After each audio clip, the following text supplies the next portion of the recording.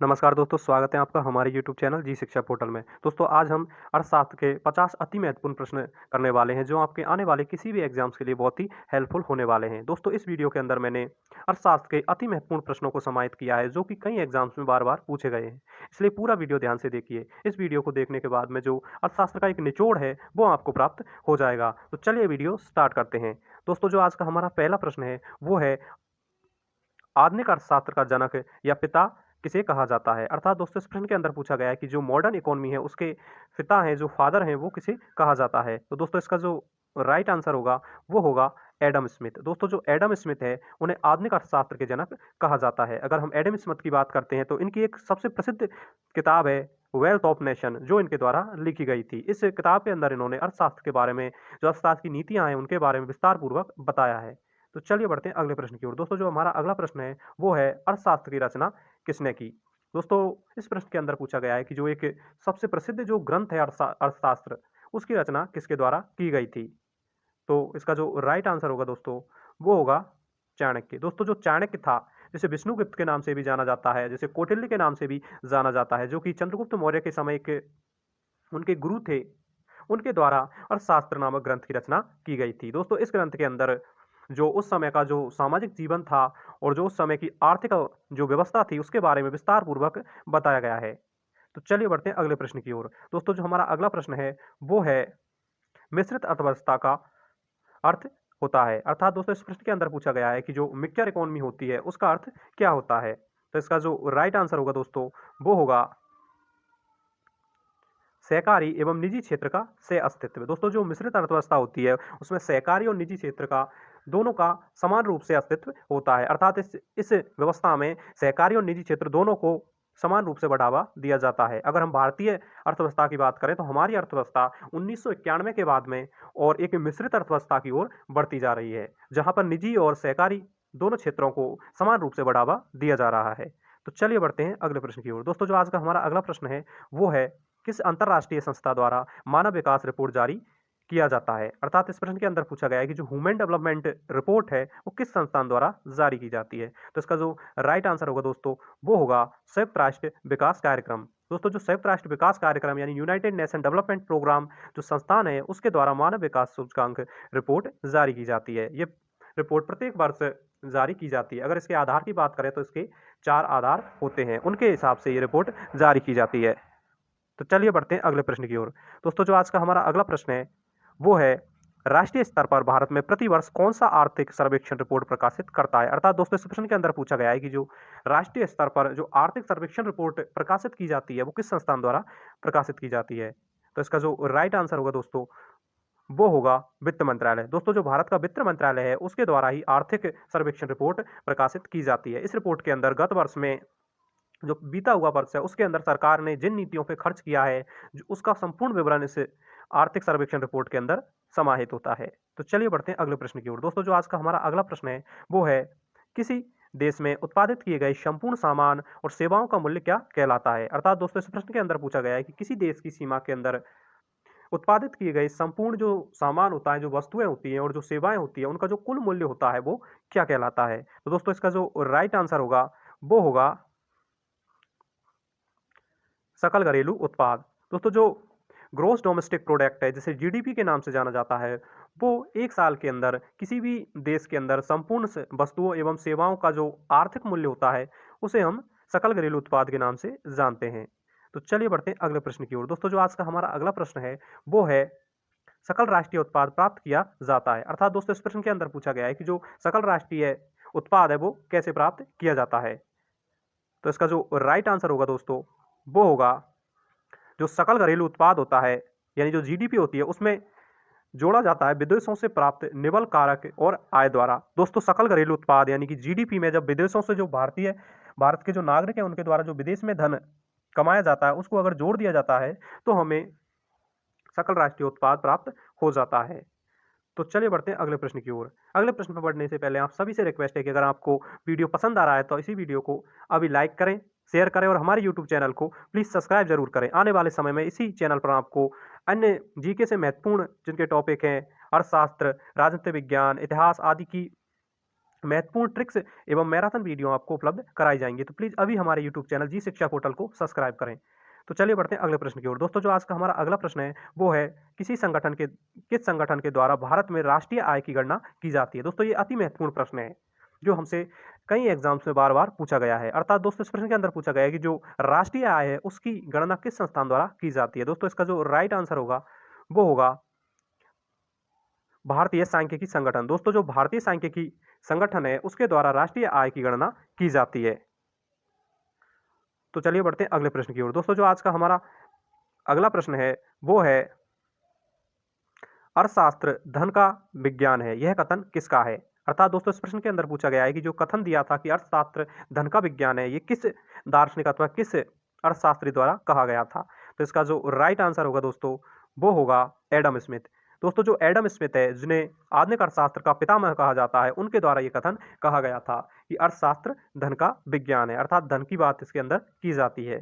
तो चलिए बढ़ते हैं अगले प्रश्न की ओर। दोस्तों जो आज का हमारा अगला प्रश्न है वो है पूंजीवादी अर्थव्यवस्था का मुख्य लक्षण क्या है। अर्थात दोस्तों इस प्रश्न के अंदर पूछा गया है जो कैपिटलिज्म इकोनॉमी है उसका जो मुख्य लक्ष्य क्या होता है, जो पूंजीवादी अर्थव्यवस्था होती है। अगर दोस्तों हम पूंजीवादी अर्थव्यवस्था की बात करें तो इसमें जो संपूर्ण देश के धन का जो स्वामित्व है वो कुछ पूंजीपति लोगों के पास होता है।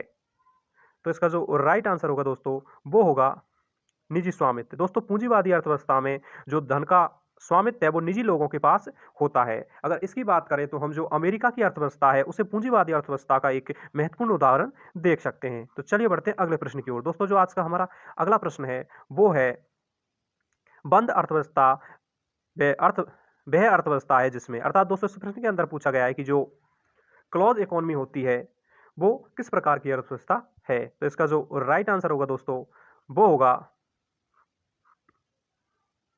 ना तो आयात होता है और ना ही निर्यात होता है। अर्थात दोस्तों ऐसी एक अर्थव्यवस्था जिसके अंदर ना तो आयात किया जाता है ना ही निर्यात किया जाता है, ऐसी अर्थव्यवस्था को हम बंद इकोनॉमी यानी कि बंद अर्थव्यवस्था के नाम से जानते हैं। तो चलिए बढ़ते हैं अगले प्रश्न की ओर।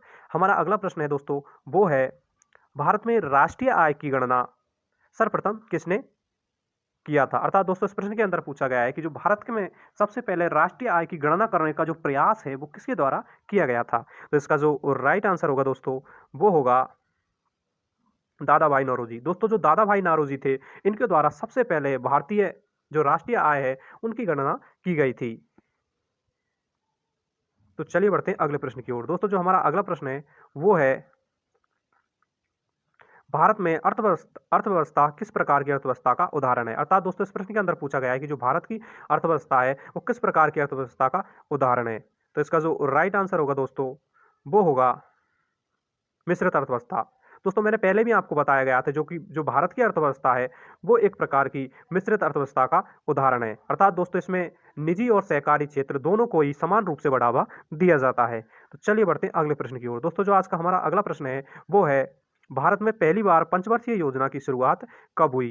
अर्थात दोस्तों इस प्रश्न के अंदर पूछा गया है कि जो हमारे देश के अंदर सबसे पहले जो 5 ईयर प्लान है, जो पंचवर्षीय योजना है, उसकी शुरुआत कब की गई। तो इसका जो राइट आंसर होगा दोस्तों वो होगा 1 अप्रैल 1951। दोस्तों 1 अप्रैल 1951 को भारत में सबसे पहले पंचवर्षीय योजना की शुरुआत की गई थी। अगर हम पंचवर्षीय योजना की बात करें तो जो प्रथम पंचवर्षीय योजना है उसका जो मॉडल है हेराल्ड डोमर नामक जो अंग्रेज अधिकारी था उसके द्वारा दिया गया था।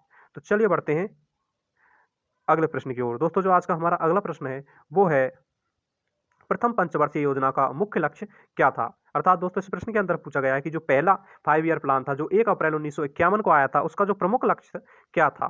तो इसका जो राइट आंसर होगा दोस्तों वो होगा कृषि क्षेत्र का विकास। दोस्तों जो प्रथम पंचवर्षीय योजना थी उसका जो प्रमुख लक्ष्य था वो था कृषि क्षेत्र का विकास करता, क्योंकि इससे पहले दोस्तों हमारा जो देश है वो आज़ाद हुआ ही था। तो इसमें जो यहाँ के लोग थे उनके लिए जो खाद्यान्न की प्रमुख आवश्यकता जो हमारे देश के नेता हैं उनको महसूस हुई, इसीलिए उन्हें जो प्रथम पंचवर्षीय योजना है उसका जो प्रमुख लक्ष्य है वो कृषि क्षेत्र का विकास रखा, जिससे लोगों को सही से खाद्यान्न उपलब्ध कराया जा सके। तो चलिए बढ़ते हैं अगले प्रश्न की ओर। दोस्तों जो आज का हमारा अगला प्रश्न है वो है भारत में पंचवर्षीय योजना का अंतिम प्रारूप कौन अनुमोदित करता है। तो इसका जो राइट आंसर होगा दोस्तों वो होगा योजना आयोग। दोस्तों जो भारत के अंदर पहले पंचवर्षीय योजना का जो प्रारूप है वो योजना आयोग द्वारा बनाया जाता था, लेकिन वर्तमान में योजना आयोग की जगह नीति आयोग आ गया है और पंचवर्षीय योजनाओं को भी 2017 के अंदर समाप्त कर दिया गया है। तो चलिए बढ़ते हैं अगले प्रश्न की ओर। दोस्तों जो आज का हमारा अगला प्रश्न है वो है किस पंचवर्षीय योजना किस पंचवर्षीय योजना ने भारत में राष्ट्रीय कृषि और ग्रामीण विकास बैंक की स्थापना की गई थी। अर्थात दोस्तों इस प्रश्न के अंदर पूछा गया है कि किस पंचवर्षीय योजना के द्वारा भारत में जो राष्ट्रीय ग्रामीण बैंक है उसकी स्थापना की गई थी। तो दोस्तों इसका जो राइट आंसर होगा वो होगा छठी पंचवर्षीय योजना। दोस्तों जो छठी पंचवर्षीय योजना थी उसके द्वारा भारत के अंदर जो क्षेत्रीय ग्रामीण बैंक है जो उसकी स्थापना की गई थी। अगर इसकी स्थापना की बात करें तो दोस्तों 1975 के अंदर दोस्तों इसकी स्थापना की गई थी। तो चलिए बढ़ते हैं अगले प्रश्न की ओर। दोस्तों जो आज का हमारा अगला और 18वां प्रश्न है वो है भारत में राष्ट्रीय आय में से किस क्षेत्र का सर्वाधिक योगदान होता है। अर्थात दोस्तों इस प्रश्न के अंदर पूछा गया है कि जो भारत की राष्ट्रीय आय है उसमें सर्वाधिक किस क्षेत्र का योगदान होता है। तो इसका जो राइट आंसर होगा दोस्तों वो होगा सेवा क्षेत्र। दोस्तों सेवा क्षेत्र की बात करें तो जो भारतीय अर्थव्यवस्था में सर्वाधिक योगदान है वो इसी क्षेत्र का होता है। इस क्षेत्र के लगभग योगदान हम 50% यानी कि जो आधा योगदान है हमारी अर्थव्यवस्था में वो सेवा क्षेत्र का होता है। तो चलिए बढ़ते हैं अगले प्रश्न की ओर। दोस्तों जो आज का हमारा अगला प्रश्न है वो है भारत में अधिकतम कर आय की प्राप्ति किस कर से होती है। अर्थात दोस्तों इस प्रश्न के अंदर पूछा गया है कि जो भारत में जो कर व्यवस्था है उसके अंदर सर्वाधिक जो कर है वो कौन सी कर व्यवस्था या कौन से कर से प्राप्त होता है। तो इसका जो राइट आंसर होगा दोस्तों वो होगा निगम कर। दोस्तों जो निगम कर है उसके द्वारा सर्वाधिक कर हमें प्राप्त होता है, लेकिन जीएसटी से आ जाने के बाद में और जो सर्वाधिक कर है हमें जीएसटी के द्वारा प्राप्त होने लगा है। तो चलिए बढ़ते हैं अगले प्रश्न की ओर। दोस्तों जो आज का हमारा अगला प्रश्न है वो है प्रत्यक्ष करों में किस कर से भारत में सरकार को सबसे अधिक आय की प्राप्ति होती है। अर्थात दोस्तों इस प्रश्न के अंदर पूछा गया है कि जो डायरेक्ट टैक्स होते हैं उनमें किस प्रकार के कर से भारत को सर्वाधिक आय प्राप्त होती है। तो इसका जो राइट आंसर होगा दोस्तों वो होगा आयकर। दोस्तों जो आयकर यानी जो इनकम टैक्स है उससे जो भारत को सर्वाधिक आय प्राप्त होती है। तो चलिए बढ़ते हैं अगले प्रश्न की ओर। दोस्तों जो आज का हमारा अगला प्रश्न है वो है राष्ट्रीय विकास परिषद का गठन किस वर्ष किया गया था। तो इसका जो राइट आंसर होगा दोस्तों वो होगा 1952। दोस्तों 1952 के अंदर राष्ट्रीय विकास परिषद का गठन किया गया था। तो चलिए बढ़ते हैं अगले प्रश्न की ओर। दोस्तों आज का जो हमारा अगला प्रश्न है वो है सरकार द्वारा पुरानी मुद्राओं को प्राप्त करके नई मुद्राओं का संचालन क्या कहलाता है। अर्थात दोस्तों इस प्रश्न के अंदर पूछा गया है कि किसी सरकार द्वारा पुरानी मुद्राओं को समाप्त कर दिया जाता है और नई मुद्राएं चलाई जाती है तो उसे क्या कहा जाता है। तो इसका जो राइट आंसर होगा दोस्तों वो होगा विमुद्रीकरण। दोस्तों उसे विमुद्रीकरण के नाम से जाना जाता है। तो चलिए बढ़ते हैं अगले प्रश्न की ओर। दोस्तों जो आज का हमारा अगला प्रश्न है वो है आर्थिक विकास की दृष्टि से भारत का किस प्रकार का राष्ट्र है। तो इसका जो राइट आंसर होगा दोस्तों वो होगा विकासशील राष्ट्र। दोस्तों आर्थिक विकास की दृष्टि से जो हमारा देश है वो एक विकासशील देश है। तो चलिए बढ़ते हैं अगले प्रश्न की ओर। दोस्तों आज का जो हमारा अगला प्रश्न है उस पर बढ़ने से पहले आप सभी से रिक्वेस्ट है कि अगर आपको वीडियो पसंद आ रहा है और मेरे द्वारा जो क्वेश्चंस लाए गए हैं वो आपके लिए हेल्पफुल अगर लग रहे हैं तो अभी हमारे यूट्यूब चैनल जी शिक्षा पोर्टल को सब्सक्राइब करें। आने वाले समय में इस चैनल से आपको कभी भी निराश नहीं किया जाएगा। तो प्लीज़ अभी हमारे यूट्यूब चैनल जी शिक्षा पोर्टल को सब्सक्राइब करें। तो बढ़ते हैं अगले प्रश्न की ओर। दोस्तों जो हमारा अगला प्रश्न है वो है भारत का राष्ट्रीय बैंक कौन सा है। अर्थात दोस्तों ये सबसे जो एक आसान सा प्रश्न है जो हमसे पूछा गया है कि जो भारतीय राष्ट्रीय बैंक है वो कौन सा है। तो इसका जो राइट आंसर होगा दोस्तों वो होगा भारतीय रिजर्व बैंक। दोस्तों जो भारतीय रिजर्व बैंक है जो आरबीआई है वो भारत का राष्ट्रीय बैंक है। सभी बैंक इसी बैंक के जो देख रेख में कार्य करते हैं, यानी कि सभी बैंकों के ऊपर भारतीय रिजर्व बैंक होता है। चलिए बढ़ते हैं अगले प्रश्न की ओर। दोस्तों आज का जो हमारा अगला प्रश्न है वो है भारत में मौद्रिक नीति किसके द्वारा लागू की जाती है। तो इसका जो राइट आंसर होगा दोस्तों वो होगा भारतीय रिजर्व बैंक। दोस्तों जो मौद्रिक नीति है जो मुद्रा का किस प्रकार से संचालन किया जाना है कि बाजार के अंदर कितनी मुद्रा पहुंचानी है या मुद्रा के मूल्य में कमी करनी है या वृद्धि करनी है, इन सभी नीतियों को भारतीय जो रिजर्व बैंक है उसके द्वारा संचालित किया जाता है। तो चलिए बढ़ते हैं अगले प्रश्न की ओर। दोस्तों जो अगला हमारा प्रश्न है वो है भारत में बैंकों का राष्ट्रीयकरण पहली बार किस वर्ष किया गया। तो इसका जो राइट आंसर होगा दोस्तों वो होगा 1969। दोस्तों 1969 के अंदर भारत के अंदर 14 बैंकों का राष्ट्रीयकरण किया गया था। अगर हम दूसरी बार राष्ट्रीयकरण की बात करें तो 1980 के अंदर दोस्तों और 6 बैंकों का राष्ट्रीयकरण किया गया था। तो चलिए बढ़ते हैं अगले प्रश्न की ओर। दोस्तों जो हमारा अगला प्रश्न है वो है, भारत में मानव विकास रिपोर्ट जारी करने वाला भारत का पहला राज्य कौन सा है? अर्थात दोस्तों ये प्रश्न पूछा गया है कि जो मानव विकास रिपोर्ट है, जो कि अंतर्राष्ट्रीय स्तर पर मानव विकास कार्यक्रम द्वारा जारी की जाती है, वहीं भारत के अंदर इस रिपोर्ट को जारी करने वाला पहला राज्य कौन सा है? तो इसका जो राइट आंसर होगा दोस्तों वो होगा मध्य प्रदेश। दोस्तों मध्य प्रदेश द्वारा सबसे पहले भारत में मानव विकास रिपोर्ट जारी की गई थी। तो चलिए बढ़ते हैं अगले प्रश्न की ओर। दोस्तों जो आज का हमारा अगला प्रश्न है वो है, मानव विकास सूचकांक किसके द्वारा जारी किया जाता है? तो इसका जो राइट आंसर होगा दोस्तों वो होगा विश्व बैंक। दोस्तों जो विश्व बैंक है उसके द्वारा मानव विकास जो सूचकांक है वो जारी किया जाता है, यानी कि जो ह्यूमन डेवलपमेंट इंडेक्स है वो विश्व बैंक के द्वारा जारी किया जाता है। तो चलिए बढ़ते हैं अगले प्रश्न की ओर। दोस्तों जो आज का हमारा अगला प्रश्न है वो है, मानव विकास सूचकांक किस अर्थशास्त्री की देन है? अर्थात दोस्तों इस प्रश्न के अंदर पूछा गया है कि जो मानव विकास सूचकांक है उस किस अर्थशास्त्री द्वारा दिया गया था? तो इसका जो राइट आंसर होगा दोस्तों वो होगा महबूब उल हक। दोस्तों महबूब उल हक और जो भारत के अर्थशास्त्री अमर्त्य सेन थे उनके द्वारा 1990 के लगभग में ये जो मानव विकास सूचकांक है वो द्वारा दिया गया था। तो चलिए बढ़ते हैं अगले प्रश्न की ओर। दोस्तों जो आज का हमारा अगला प्रश्न है वो है, किस संगठन के द्वारा भारत में बेरोजगारी के आंकड़े जारी किया जाता है? अर्थात इस प्रश्न के अंदर पूछा गया है कि भारत में कितनी बेरोजगारी है, इसका जो एक आंकड़े हैं वो किस संस्थान द्वारा जारी किए जाते हैं? तो इसका जो राइट आंसर होगा दोस्तों वो होगा राष्ट्रीय नमूना सर्वेक्षण संगठन। दोस्तों जो राष्ट्रीय नमूना सर्वेक्षण संगठन है उसके द्वारा भारत में बेरोजगारी के आंकड़े जारी किए जाते हैं। तो चलिए बढ़ते हैं अगले प्रश्न की ओर। दोस्तों जो आज का हमारा अगला प्रश्न है वो है, बाजार अर्थव्यवस्था का वह अर्थव्यवस्था है जो, अर्थात दोस्तों इस प्रश्न के अंदर पूछा गया है कि जो बाजार अर्थव्यवस्था है उसकी परिभाषा क्या है? तो इसका जो राइट आंसर होगा दोस्तों वो होगा सरकारी नियंत्रण से मुक्त होता है। अर्थात दोस्तों जो बाजार अर्थव्यवस्था होती है उसमें सरकार का प्रत्यक्ष रूप से कोई नियंत्रण नहीं होता है। तो चलिए बढ़ते हैं अगले प्रश्न की ओर। दोस्तों जो आज का हमारा अगला प्रश्न है वो है, भारत में नियोजित अर्थव्यवस्था किस पर आधारित है? अर्थात इस प्रश्न के अंदर पूछा गया है कि जो भारत में नियोजित जो अर्थव्यवस्था है वो किस पर आधारित है? तो इसका जो राइट आंसर होगा दोस्तों वो होगा मिश्र अर्थव्यवस्था। तो दोस्तों जो भारत की अर्थव्यवस्था है वो एक मिश्रित अर्थव्यवस्था है। तो चलिए बढ़ते हैं अगले प्रश्न की ओर। दोस्तों जो आज का हमारा अगला प्रश्न है वो है, कौन सी संस्था अंतरराष्ट्रीय व्यापार संबंधी नियमों को निर्धारित करता है? यानी कि कौन सा जो संस्था है उसके द्वारा जो अंतरराष्ट्रीय व्यापार के जो नियम है वो निर्धारित किए जाते हैं? तो इसका जो राइट आंसर होगा दोस्तों वो होगा विश्व बैंक।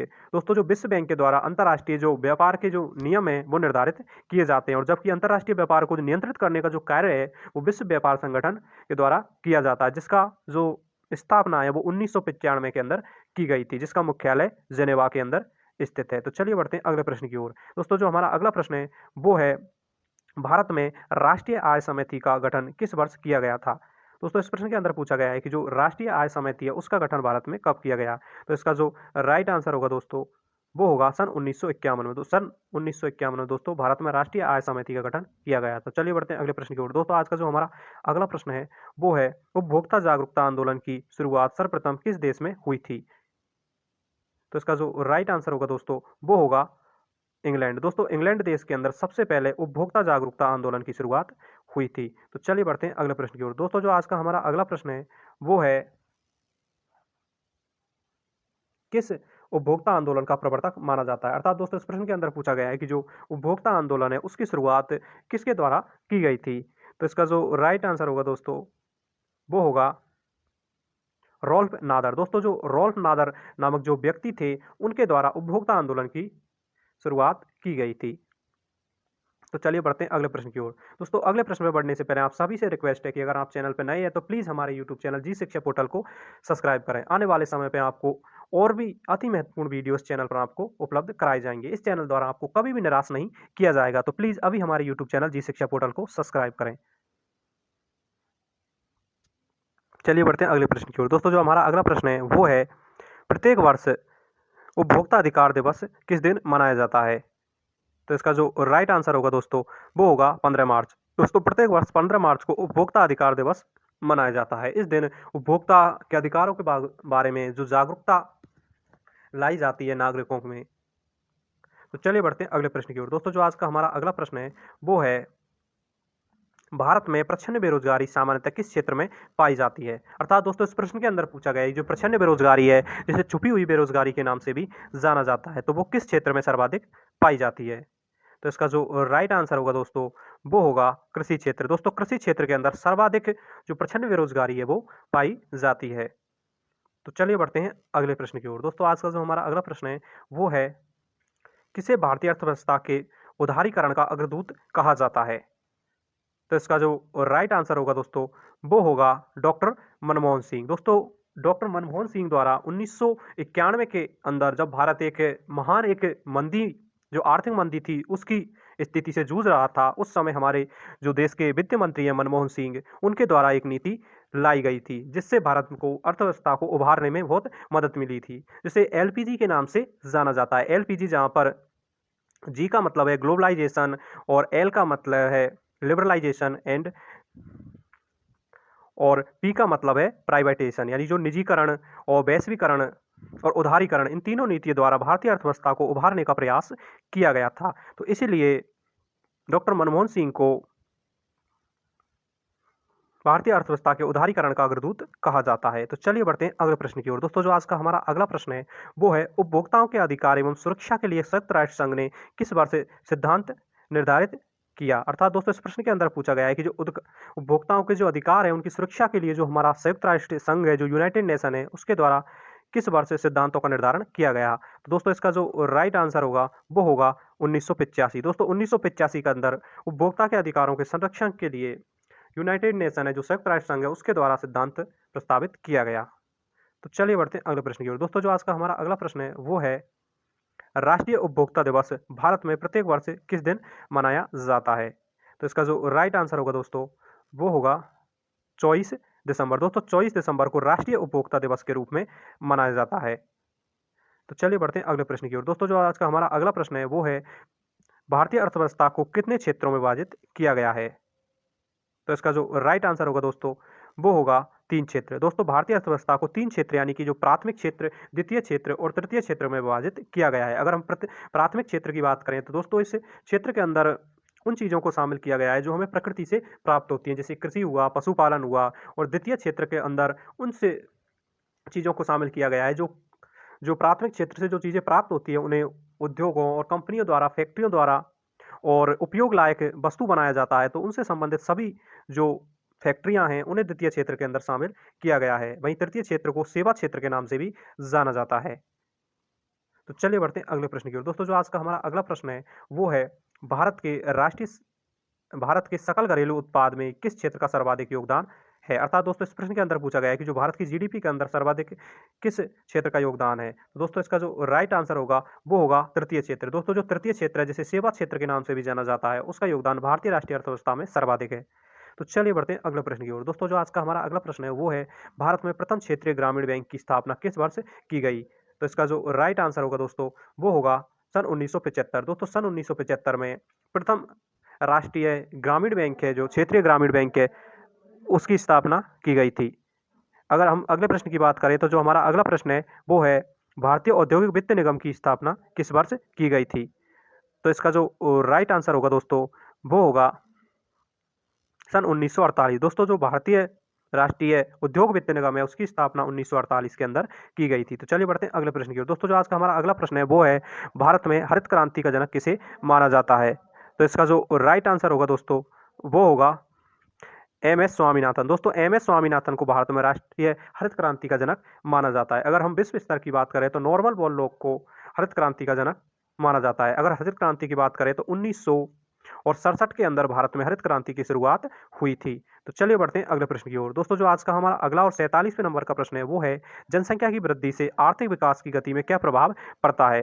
यानी कि जो जनसंख्या वृद्धि होती है उससे भारत जो आर्थिक विकास उसमें क्या प्रभाव पड़ता है? तो दोस्तों जनसंख्या वृद्धि से जो आर्थिक विकास की जो गति है वो धीमी हो जाती है, मापी जाती है। यानी कि जो जनसंख्या वृद्धि से जो आर्थिक विकास की गति है वो मापी जाती है, और जो इससे जो आर्थिक विकास की जो गति है वो धीमी हो जाती है।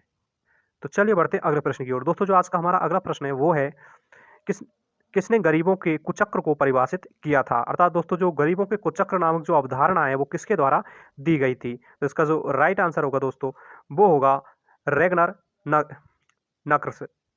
जो दोस्तों जो रैगनर है उनके द्वारा गरीबी का जो कुचक्र है उसकी जो अवधारणा है वो दी गई थी। तो चलिए बढ़ते हैं अगले प्रश्न की ओर। दोस्तों अगला और हमारा आज का सेकंड लास्ट क्वेश्चन वो है अर्थशास्त्र के क्षेत्र में लॉरेंस वर्कर कर्ता दर्शाता है। जो दोस्तों जो एक वक्र होता है लॉरेंस वक्र के जिसे नाम से जाना जाता है वो अर्थशास्त्र के क्षेत्र में क्या दर्शाता है। तो इसका जो राइट आंसर होगा दोस्तों वो होगा आय का वितरण। दोस्तों लॉरेंस वक्र द्वारा आय के वितरण को दर्शाया जाता है। तो चलिए बढ़ते हैं अगले प्रश्न की ओर। दोस्तों इस वीडियो का अंतिम प्रश्न है उस अवस्था को क्या उस अवस्था को कर्ता कहते हैं जिसमें मुद्रा की मूल्य घट जाता है तथा वस्तु की कीमतें बढ़ जाती है। अर्थात दोस्तों इस प्रश्न के अंदर पूछा गया है कि जो उस व्यवस्था को क्या कहा जाता है जिसमें मुद्रा की जो मूल्य है वो घट जाता है और वस्तु की कीमतें बढ़ जाती है। अर्थात दोस्तों जब बाजार के अंदर अत्यधिक मुद्रा पहुंच जाती है तो जो मुद्रा का मूल्य है जिसे मुद्रा के अवमूल्यन भी कहा जाता है या विमुद्रीकरण उसे कहा जाता है। अर्थात दोस्तों मुद्रा के मूल्य को घटना मुद्रास्फीति के नाम से भी जाना जाता है। दोस्तों इस प्रकार हमने इस वीडियो में अर्थशास्त्र के 50 अति महत्वपूर्ण प्रश्नों को देखा। इस वीडियो को देखने के बाद में जो एक अर्थशास्त्र का एक निचोड़ होता है वो आपको मिल गया होगा। अगर दोस्तों मेरे द्वारा लाए गए क्वेश्चन आपको हेल्पफुल लगते हैं और आपको लगता है कि आपके ये क्वेश्चन काम आएंगे तो हमारे यूट्यूब चैनल जी शिक्षा पोर्टल को अभी सब्सक्राइब करें। आने वाले समय में दोस्तों इस चैनल पर आपको राजनीति विज्ञान, इतिहास, भूगोल, करंट अफेयर और अन्य सभी टॉपिक्स के ट्रिक्स और शॉर्ट्स वीडियो और मैराथन क्लासेस देखने को मिलेगी। तो इस चैनल को अभी सब्सक्राइब करें। धन्यवाद।